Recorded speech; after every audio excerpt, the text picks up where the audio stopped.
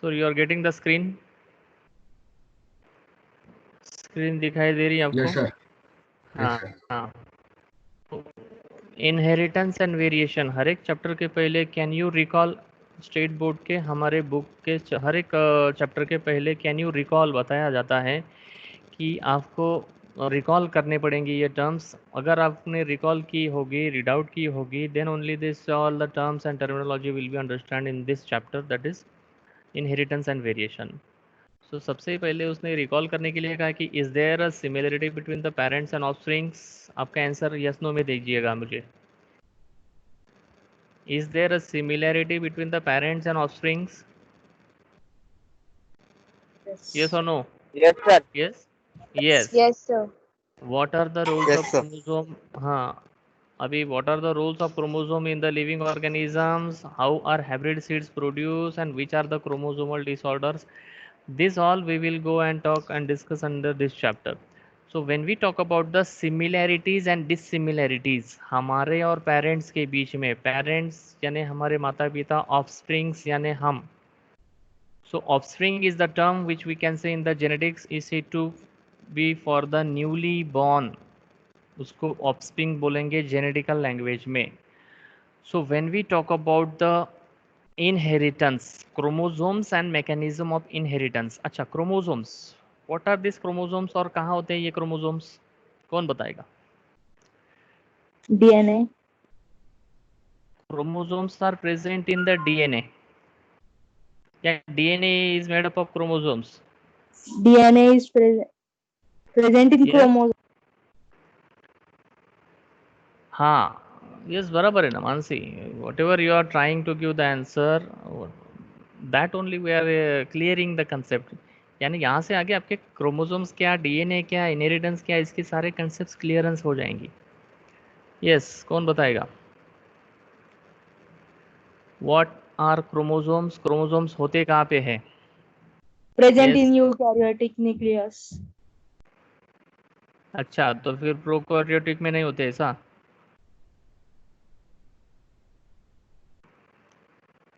No doubt when we talk about the chromosomes, chromosomes से nucleus बना है। या when we see in the 11th cell division नामक दो चैप्टर के नोट्स हमने जो शेयर किए थे, तो उसमें हमने सेल डिवीजन में the various cycle of cell was been we have been seen, that is the cell which goes into the various certain cell cycle, उसका फिर डिवीजन होता है, mitosis, meiosis and the appearance of the chromosome we have been marked in the various certain phases, prophase, metaphase, anaphase, telophase, whatever it may be. So chromosomes are tightly bind structures and which we call it as a nucleus, which is present in the eukaryotic as well as prokaryotic. Prokaryotic में वो well define नहीं है chromosomes, okay, they are been scattered, nuclear structure में हम उसको बोलेंगे, okay. So here in this chapter we will reveal the various certain chromosomes and the mechanism of inheritance. Now when we talk about the term inheritance or heredity, this is nothing but the genetic information or the genes which are being carried out from generation to generation, from mother father to the offsprings. अच्छा, what is this genes? Genes कहाँ पे होती है? GENES, jeans.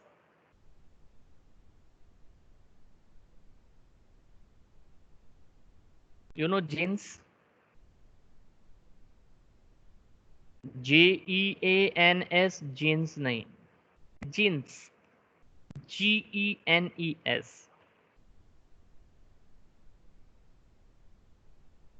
Genes कहाँ पे होते हैं? कौन बताएगा? Recall, recall, you have to recall, no doubt. हम इस चॅप्टर में सब सर्व काही उहापोह आपण या चॅप्टर मध्ये करणार आहोत।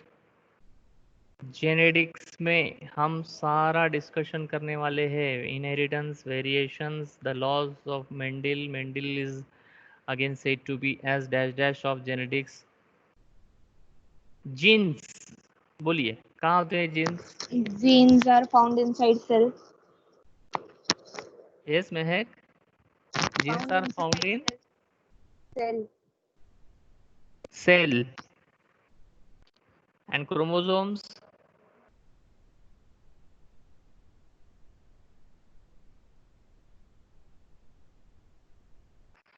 See now, मेरे पीछे व्हाइट बोर्ड नजर आ रहा है आपको? Yes, sir. Yes, sir. थोड़ा बहुत मैं अगर एक्सप्लेनेशन वहाँ पे करूँ तो वो आपको दिखना चाहिए, अगर वो दिखेगा तो सही रहेगा, नहीं तो ये ऑनलाइन टीचिंग में आई थिंक प्रॉपर जो इंटरेक्शन या जो होना चाहिए वो नहीं हो पा रहा है, whatever it may be, but with the help of video also we can find out कि what is gene, what is chromosome. Okay, अब जैसे मानसी ने बताया था कि क्रोमोसोम न्यूक्लियस में प्रेजेंट है। ओके, अब इमेजिन सेल का न्यूक्लियस है, बराबर, डॉट लाइक स्ट्रक्चर, या मान लो वो न्यूक्लियस एक वुलन बॉल जैसा है, वुलन बॉल, और फिर मैं उस वुलन बॉल को खोल रहा हूँ, I am opening that woollen ball.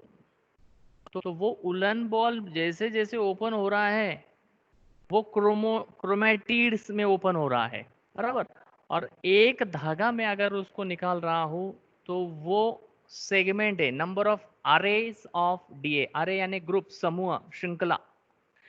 तो एक सिंगल थ्रेड अगर मैं निकल रहा हूँ और उसमें से एक पर्टिकुलर सेगमेंट को जीन बोला जाएगा, सेगमेंट को जीन बोला जाएगा। समझ में आ रही है आपको बात? मैं बात कर रहा हूँ gene, that all will be discuss. और सी, interestingly, Gregor Mendel, he was aware of the chromosomes and genes. उनको पता नहीं था। क्यों पता नहीं था? बिकॉज इन दोज डेज 1822 में Gregor Mendel, son of the peasant farmer who was born in Moravia in 1822, 1822 में ना माइक्रोस्कोप थे, ना सेल डिवीजन वगैरह पता था, ना माइटोसिस ना मियोसिस। सेल डिवीजन ये जब हिस्ट्री में अगर हम जाते तो कब पता चला? 1900, 19th सेंचुरी में पता चला। 1822, 1856, 7 में ग्रेगर मेंडल ने हाइब्रिडाइजेशन के एक्सपेरिमेंट किए पी प्लांट पे। P plant, you know, P, PEA, वटाना। तो हम धीरे धीरे उसके इतिहास में जाते हैं। मेरा क्वेश्चन था जीन, तो जीन समझ में आया आपको कि क्रोमोसोम्स का, डीएनए मॉलिक्यूल का एक सेगमेंट को जीन बोला जाएगा। There are number of the genes which are present on our the chromosomes in our the body.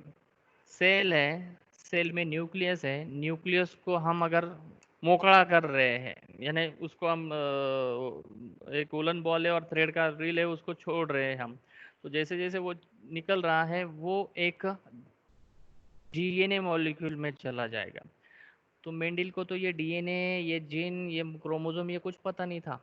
Then and then also he is said to be as the father of genetics.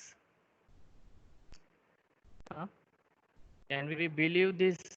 The mechanism of inheritance was successfully investigated before chromosomes had been observed or genes were known. पता ही नहीं कि chromosomes कहाँ होते हैं, क्या होता है, cell का स्ट्रक्चर क्या होता है। सेल का अगर हम फाइंडिंग्स देखते हैं तो 1819, 1887, 18 व्हाट वी कैन से 19th सेंचुरी तक सुटॉन एंड बोरी प्रपोज द सेल थ्योरी, और फिर तब चला। एंड ये सारा वर्कआउट पहले ग्रेगर मेंडल ने, उसने अपने तरीके से various certain experiments which he has been carried out on the plant, pea plant, has been recorded and put fourth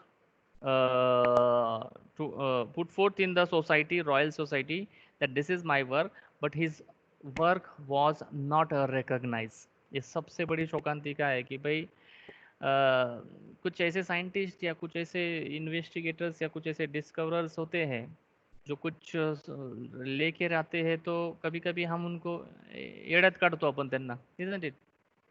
और हर साइंटिस्ट या most of the 70% of the scientist को हम पागल करार करते हैं पहले, फिर बाद में। उन दिनों में भी वैसे ही हुआ था। Gregor Mendel was carrying out his work and he was explaining biology with mathematics, calculations के साथ।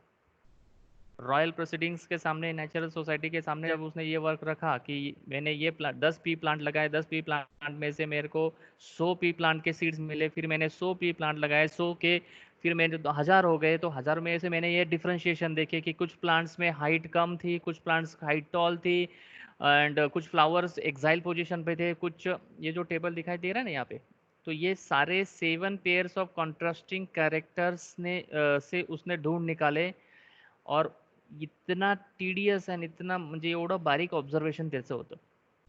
और ये सारा ऑब्जर्वेशन देखा उसने कि कुछ सीड्स राउंड थे, कुछ येलो, कुछ ग्रीन कलर, येलो कलर, कुछ रिंकल्ड, फिर पॉड का शेप जो है वो इन्फ्लाटेड है या कंस्ट्रिक्टेड है, फिर पॉड का कलर के अगर हम देखते हैं तो ग्रीन है, येलो है, कुछ फ्लावर्स के कलर पर्पल, वाइट, कुछ फ्लावर्स का लोकेशन एक्साइल में है, एक्साइल यानी एक्साइल में कुछ फ्लावर्स का लोकेशन टर्मिनल है, कुछ प्लांट का हाइट टॉल है, कुछ ड्वार्फ है. तो ये 7 कॉन्ट्रास्टिंग कैरेक्टर्स, विजिबल कैरेक्टर्स उन्होंने नोट डाउन किए, and he explain that something is passing from one generation to other generation. उनके लैंग्वेज में उन्होंने बताया as a factors, something is passing from one generation to other generation. And फिर जब ये study उनका देहांत हो जाने के बाद, हिस्ट्री है भाई, when we go in this history of Mendel, इन्होंने ये सारा वर्कआउट किया, जगासमोर सगळं ठेवलं, but the work was unrecognise. After unrecognisation, उसके बाद तीन तीन चार साल के बाद उनका वही वर्क, वही सब पेपर्स हिस्ट्री में, दो तीन साइंटिस्ट उन्होंने वापस उसका स्टडी किया, and then they find out कि this is the accurate work which was been given up. And then मरणोपरांत उनको नोबेल प्राइज डिक्लेयर कर दिया गया, and was said as father of genetics. Father of genetics आपके सामने है, father of genetics, that is Gregor John Mendel. सबको दिखाई दे रहे? Yes, sir. हाँ. तो हम इन्हीं का काम, इन्हीं का एक्सप्लेनेशन हम इनहेरिटेंस एंड वेरिएशन इस चैप्टर में देखेंगे.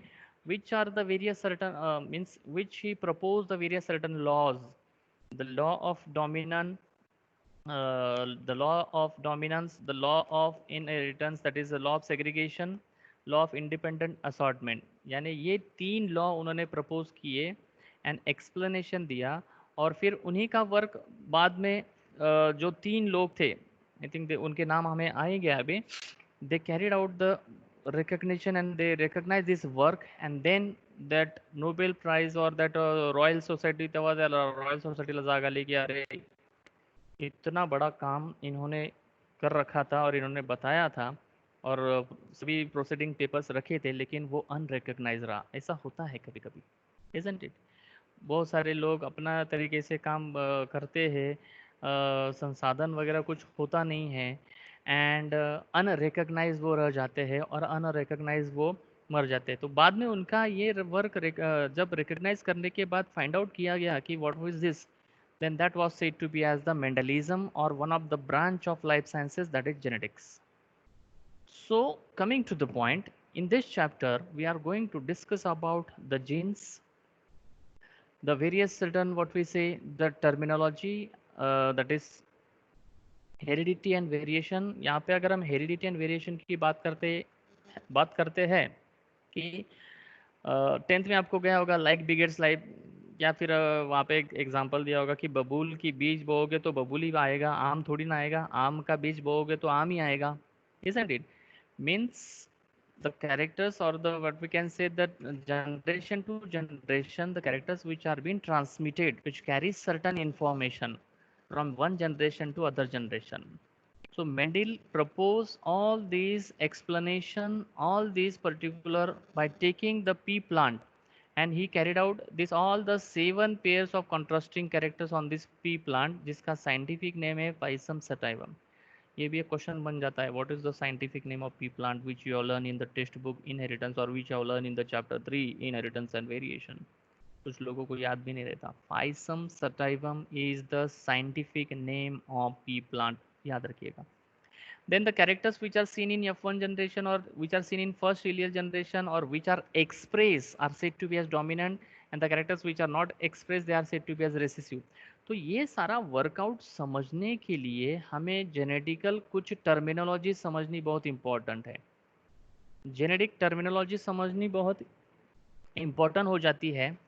जैसे कि आपके सामने जो आपकी कैरेक्टर की बात आ रही है कि it is a specific feature of an organism, example height और the strain, trait an inherited character and its detectable variant that is called as trait, and factor Mendel के लैंग्वेज में it is a unit of it is a unit of heredity, a particle present in that organism which is responsible for inheritance and expression of the character।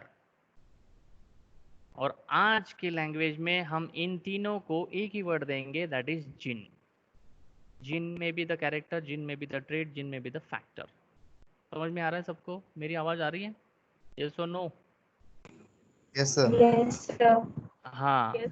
अब Mendel के success के पीछे अगर मैं थोड़ा और डीप इसका नॉलेज या जितना मैंने रीडिंग किया है अगर मैं आपको बताऊं, तो मेंडल का वर्क कब पुट फोर्थ किया गया, कब रखा गया पता है आपको?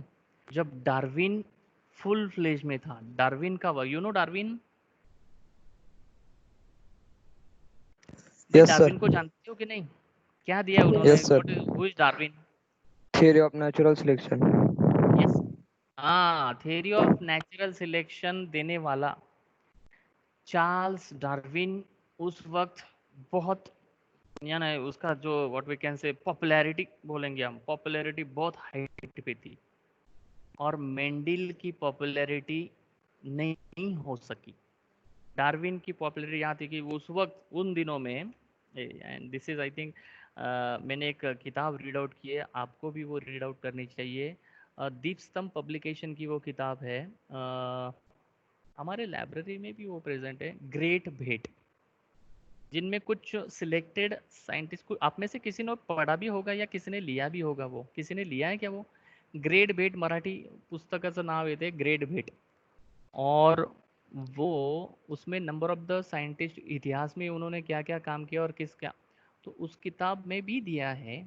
और दो तीन ऐसे कुछ किताब मैंने पढ़े हैं, तो उसमें ऐसे बताया गया है कि डार्विन का वर्क या डार्विन का काम इतना टॉप पे था कि अगर वो बोलता था कि आज सूरज जो है वो पूरब से नहीं पश्चिम से आएगा, तो लोग मानते थे, हो यस यस, हो सकता है भाई, हो सकता है भाई, डार्विन कह रहा है। ओके, इतना पॉपुलर डार्विन था। And no doubt he is again said to be as the father of evolution. He propose the theory of natural selection, he carry out the postulate, उसके भी postulate आपने पढ़े होंगे, स्ट्रगल फॉर एग्जिस्टेंस। आज भी उसका एक पोस्टुलेट में मेरे ओपिनियन में वो लागू होता है इस कोरोना के इरा में। क्या है वो? कि सर्वाइवल ऑफ फिटेस्ट, कि आपकी इम्यूनिटी अगर अच्छी है तो आपका सर्वाइवल है। If your immunity is not strong then corona आने वाला है, और फिर वो whatever we can say the precautions what you have to take, isn't it? कुछ लोगों में कोरोना वायरस कोविड-19 का यानी आने के बाद भी दे आर असिम्प्टोमेटिक। WHO से कुछ गाइडलाइंस आती है तो आप वो न्यूज़ वगैरह उसमें पढ़ते होंगे। दे आर असिम्प्टोमेटिक, और we can say in biological language, as you are biology student, some of the persons are carriers of that कोविड-19। उनको क्यों कुछ नहीं हो रहा है? बिकॉज उनकी स्ट्रांग है, राइट? और फिर किसको हो रहा है या किसको ज़्यादा से उसका इन्फ्लुएंस या what we can say that disorders या वो सब दिखाई दे रहा है कि जिनकी इम्यूनिटी कम। फिर यहाँ पे मैं एज अ बायोलॉजी टीचर एक पोस्टुलेट लगाना चाहूँगा यहाँ पे, व्हाट इज दैट? कि struggle for existence, isn't it? So coming to the point, मेरी आवाज़ आ रही है आपको? Yes, yes? Yes, sir. yes, sir. कभी कभी कभी क्या हो रहा है कि Yes, नेचुरल sir. का कंजक्शन होने के कारण यहाँ पे मुझे एक साइन आता है और वहाँ पे दिखाई देता है क्वेश्चन मार्क कि समथिंग इज प्रॉब्लम, यानी आवाज़ पूरी तरह से जा रही है या नहीं जा रही है, तो ये मुझे कंफर्म करना पड़ता है, नहीं तो मैं यहाँ पे बोलते रहूँगा और फिर आपको सुनाई नहीं देगा वो। तो हाँ, मैं व्हाट आई वाज टॉकिंग कि मेंडल का वर्क अनरिकग्नाइज इसलिए रह गया because Darwin was in full flash, that the main cause. ऐसा मैं मानता हूँ, because with the number of the books का रीडिंग या हिस्ट्री में आप खुद जाके your techno CV find out Darwinism and Mendelism, टक टक टक टक गूगल, आपको वो सारा मिल जाएगा.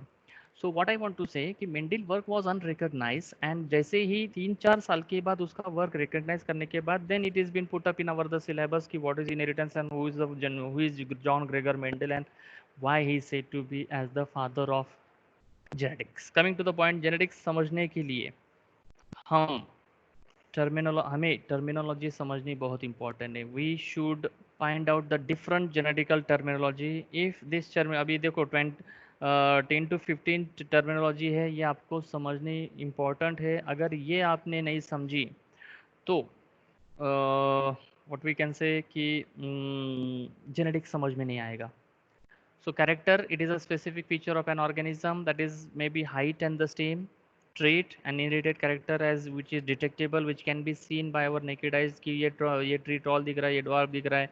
या फिर अगर हम ह्यूमन कैरेक्टर्स की बात करते हैं, कभी कभी हमारे घरों में फैमिली में हम बोलते हैं कि इसकी आंखें माँ जैसी है, इसका जो नाक है पापा जैसा है. ऐसे चलते रहते हैं ना, बातचीत चलते रहती है घर पे. हमारे जो बुजुर्ग ग्रैंडफादर ग्रैंड मदर वो बताते रहते हैं कि ये बिल्कुल अपने बाप पे गया है, ये बिल्कुल अपनी माँ पे गई है. Isn't it? यानी this are all nothing but the characters which are been transfer, या फिर हम उसको बोलेंगे the gene, a particular segment of DNA which is responsible for inheritance and expression of that character. बराबर. अब ये जीन दो फॉर्म में हो सकता है, बराबर, और जो इसके दो फॉर्म होते हैं उसको हम बोलेंगे alleles. The two or more alternative forms of the given gene or factor, these are called as alleles of each other, and they can occupy the same position.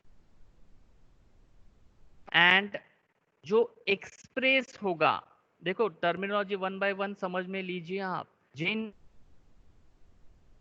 Plus segment of DNA, इसके संदर्भ में एक alleles are nothing but the two particular traits or the genes, लेकिन जो express होगा वो कहलाया जाएगा dominant. It is an allele that expresses its trait even in the presence of alternative allele that is called as heterozygous. अब ये थोड़ा आपको ये 2-3 बार इसको रीड आउट करना पड़ेगा. इसको मैंने थोड़ा नोट्स में कन्वर्शन किया है. यहाँ पे नजर आ रहा है आपको? यस. टर्म्स एंड एक्सप्लेनेशन, ये पीपीटी स्लाइड दिखाई दे रही है आपको? हेलो. Yes, sir. हाँ. Yes, sir. Okay. When we talk about this alleles, what is a heredity?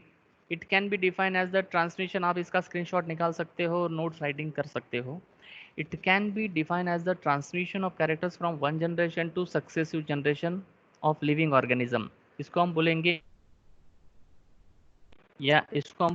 inheritance.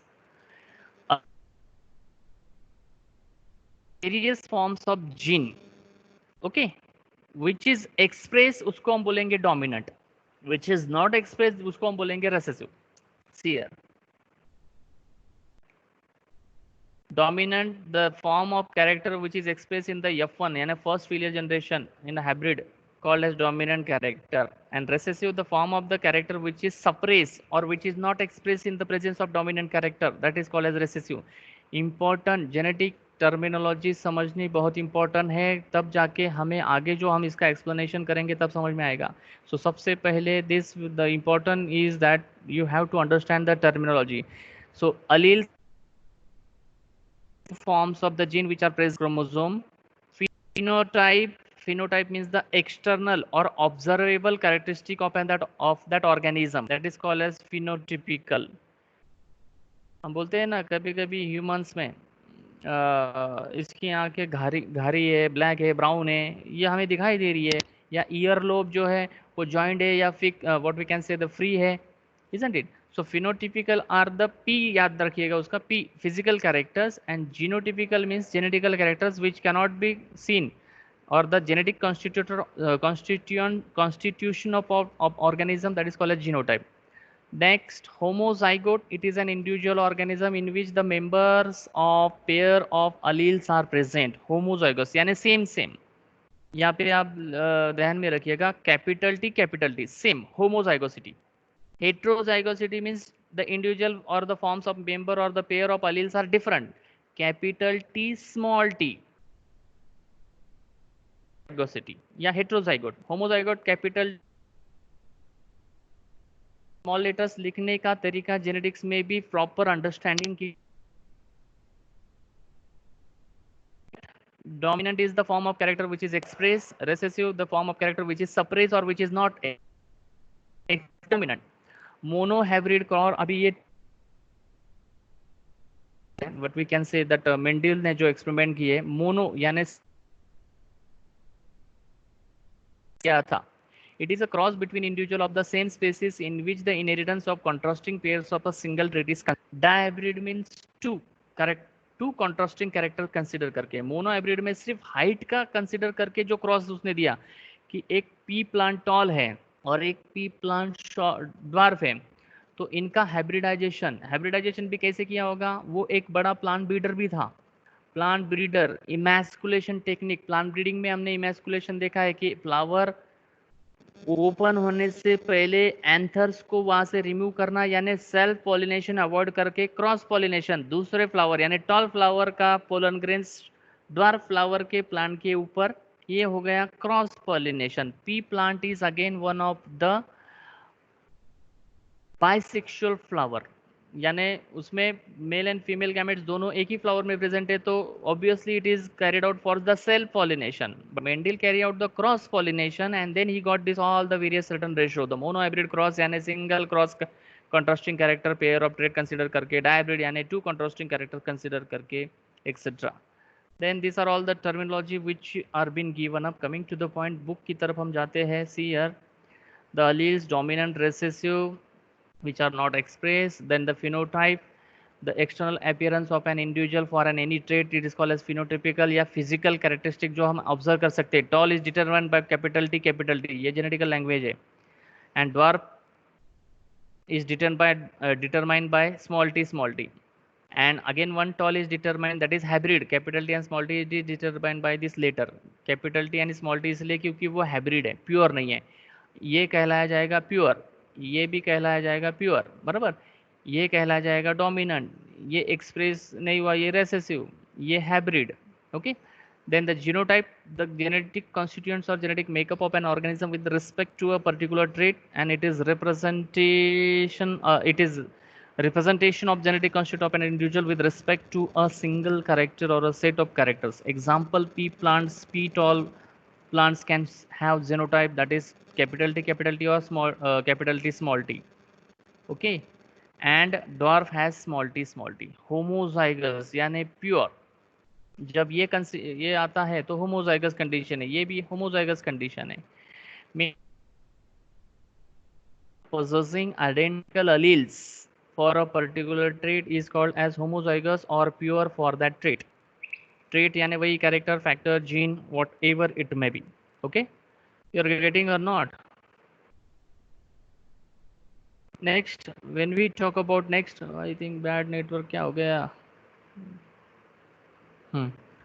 इस संदर्भ में अगर हम थोड़ा सा टर्मिनोलॉजी का वीडियो देखना चाहेंगे, we will go for the video and you will understand this all the various certain terms which are been given up: character, trait, factor, gene, genotype, homozygous, heterozygous. आगे एक और term है, that is pure line, means an individual or a group of individuals having which is homozygous or true breeding for one or more traits. Pure line ये हमने enhancement input production में animal and plant breeding में देखा है. Then monohybrid, dihybrid, cross, etc. Next, when we talk about here, आपको ये 7 characters भी ध्यान में रखने होंगे. मेंडल ने एक ही पी प्लांट के ऊपर ये सारा वर्कआउट किया. अभी अगर हम थोड़ा सा मेंडल के इतिहास में जाते हैं तो Mendel son of peasant farmer was born in 1822 and he first gave the accurate Austria में ये है गांव ऑस्ट्रिया. ऑस्ट्रिया कहाँ पे आता है? ऑस्ट्रेलिया नहीं, Austria European continents.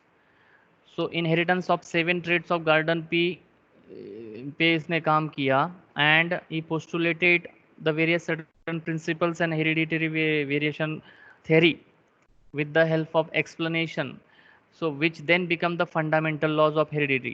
and this all as proposed by Correns in 1900. He visualized all the traits. अभी देखो इसने ये जो दिया था, he visualized that the trait as such are not inherited physically but by something present inside the gamete cell. To this something he coined the term factors. यानी कुछ ना कुछ एक जनरेशन से दूसरे जनरेशन में जा रहा है, ये मेंडल को पता था, लेकिन उसको मालूम नहीं था क्रोमोसोम, सेल, न्यूक्लियस. आप सोचो तो सही. If you don't know chromosome, genes and all these things, and then also you are giving an explanation कि something is going on, that's a big research. Okay, without the knowledge of cell, without the knowledge of microscope, without the knowledge of chromosome, nucleus, chromatid, he gave the whole explanation. So he is said to be as father of genetics. He proposed that factors are particular in the nature and the Mendelian factors are now termed as genes, and these all are occurring in allele form. So these factors occur in pairs in the parents and segregate from each other. Separate होते हैं from the gametes without blending. उस वक्त Mendel को विरोध करने वाले बहुत थे. दो तीन लोगों ने सामने आया कि नहीं ऐसा कुछ नहीं है. The characters are mix up. माँ paternal maternal characters are mix up and then that are carried out in the individual. लेकिन मेंडल के ये सारे एक्सपेरिमेंट्स एंड एक्सप्लेनेशंस के लॉज के आधार पर अगर हम देखते तो there is no mixing of the character. आगे हम इसके बारे में पढ़ेंगे. The Mendelism and new Mendelism, what is that, incomplete dominance, codominance etcetera etcetera. फिलहाल हम इस टर्मिनोलॉजी के ऊपर एक वीडियो है उसकी तरफ जाएंगे. चलेगा ना? Yes, Yes, sir. ओनली मैं है किस Yes, there sir. I think Yes, sir. 1 2 3 Yogesh Yes, वाह. sir. ओके. Yes, जैसा sir. यस सुना, यस सुनाई दिया ना तो Yes, पता sir. चलता है कि yes all are present here. Coming to the video, just a minute. Where it is, where it is.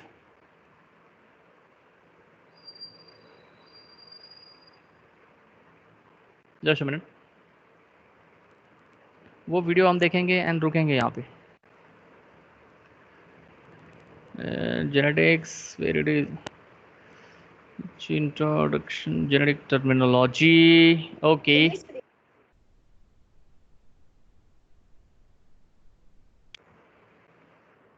हाँ. अब अभी आपके सारे कंसेप्ट्स क्लियर होंगे. डीएनए क्या है, जीन क्या है, what are this all terminology serving क्यों. We know when we talk about the G DNA, DNA is a segment central dogma of biology की अगर हम बात करते हैं, अगला हमारा चैप्टर मॉलिक्यूलर बेसिस है, उसमें हम जाएंगे कि डीएनए सेगमेंट क्या है, what is RNA, what is all this things we will be explaining. यहाँ पे मैं ये वीडियो सिर्फ इसलिए दिखा रहा हूँ कि understand the concept and understand the terms genetical terminology. जब ये समझ में आएगी तभी जाके अगला जेनेटिक्स के ऊपर जो हम एक्सप्लेनेशन करेंगे वो समझ में आएगा. Okay, as we know in the genetics central dogma में क्या है कि डीएनए से आरएनए होगा, आरएनए से प्रोटीन होगा. ये हमने बायोमोलिक्यूल चैप्टर में देखा है. नेक्स्ट,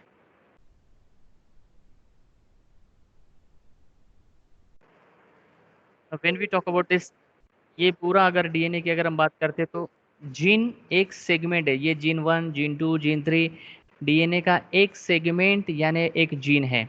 बराबर. तो all this we will explain in the central dogma of biology, that is molecular biology. Gene का कंसेप्ट क्या है ये समझ लो आप. नेक्स्ट, ये तो हमें अभी अभी अभी पता चल रहा है. मेंडल को क्या पता था कि what is the central dogma and all, but just with the various certain explanation he gave the various certain laws. So he has said to be as pap of genetics, or sorry, father of genetics.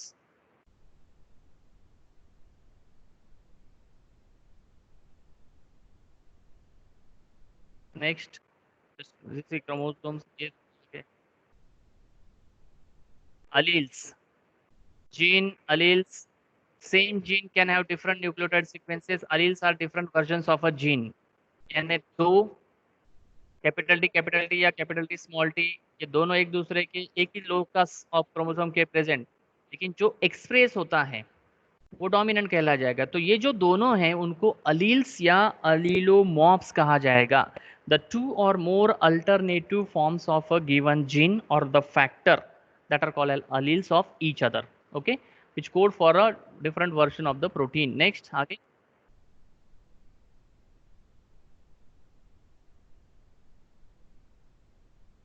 genotypes.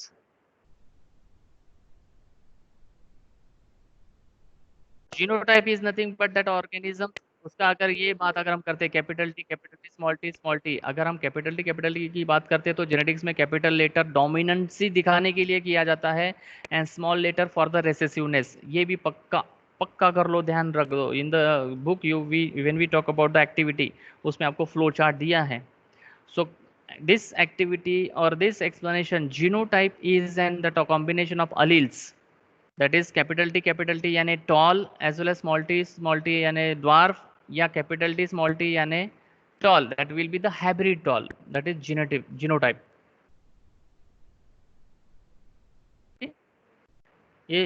ये अगर हम बात करते हैं तो to the same alleles ये condition कहलाई जाएगी होमोजाइगस। कैपिटल टी सेम है, स्मॉल टी सेम है, तो वो होमोजाइगस कंडीशन हो गई। And capital T small T ये कंडीशन हो गई क्या, बोलिए? Heterozygous. Heterozygous, very good. Is a heterozygous condition. Homo means same and two different means heterozygous means hetero means different, remember this। और genotypes and phenotypes,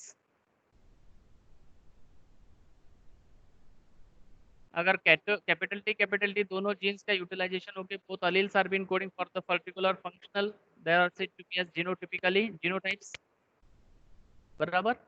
and phenotypical means the physical appearance।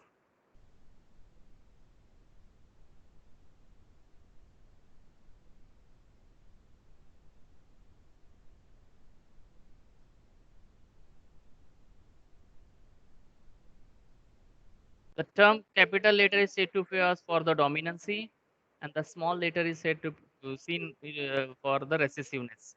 Recessivity, dominancy, alleles, allelomorphs, gene, factor, trait, character, homozygous, genotype, phenotype, pure line, hybrid, F1 generation, these all terminology आपको याद करनी पड़ेगी। So we'll stop here.